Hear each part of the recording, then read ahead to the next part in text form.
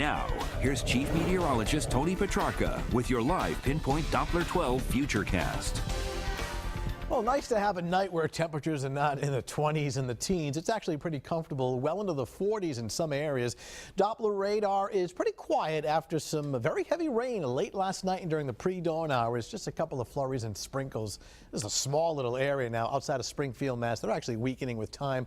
One or two of these may pass through the northwest corner of the state, lasting all of 5 minutes, but essentially a dry night. It's official. It's here. Spring, the vernal equinox kicked in at 12:57 this afternoon. Now, the weather pattern change doesn't determine when spring arrives. It's actually based on astronomy as far as the relationship of the sun's strongest rays with respect to the earth. Now, during the winter season, the concentration of the strongest rays of the sun are concentrated in the southern hemisphere. As we get into spring, those stronger rays are now impinged on the equator. Of course, here we are in the northern hemisphere.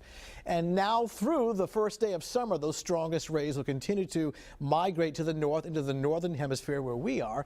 So that's what determines whether it's spring, summer, winter, or fall. So bottom line, the sun's rays are getting stronger and stronger, even though temperatures have been on the cool side. In fact, seasonable next a couple of days. Nothing really extreme. I mean, 40s, it's near 50 during the day, and then the nights will tend to be kind of cool to chilly. And essentially the next several days dry. The exception would be a few rain showers on Saturday. But tell you what, Saturday as a whole really doesn't look like a washout.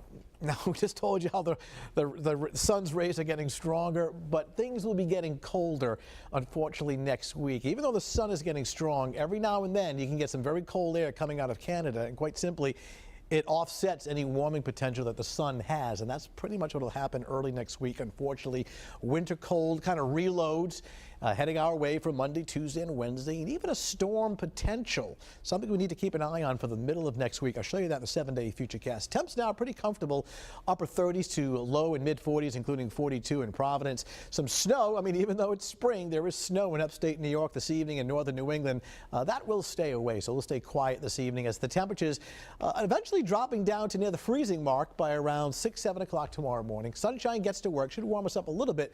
We won't get into the 50s, but probably mid to upper 40s.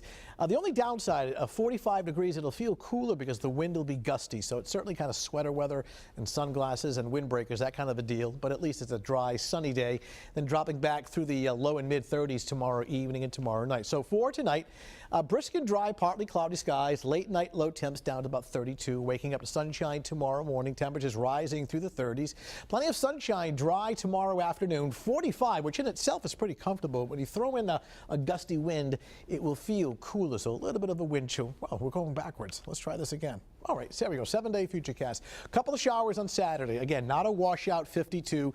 Colder on Sunday, partly sunny, 45. Here comes the winter chill for next week. Now, the Tuesday night, Wednesday time frame really bears watching. Even though this is still 6 days out, some of our long-range computer guidance suggesting this may be a stormier weather pattern with a coastal storm with the potential for some snow. So we're going to file this under the worth watching category. Even though it's still many days down the road, it's something that we'll keep an eye on. What we do feel confident about, unfortunately, starting next week, the temperatures getting much colder after a few mild days coming up next 48 hours. We'll get back into the winter chill Monday, Tuesday, and Wednesday. I mean, hopefully that ocean storm edges out to sea and it's just a few flurries, but we need to watch it.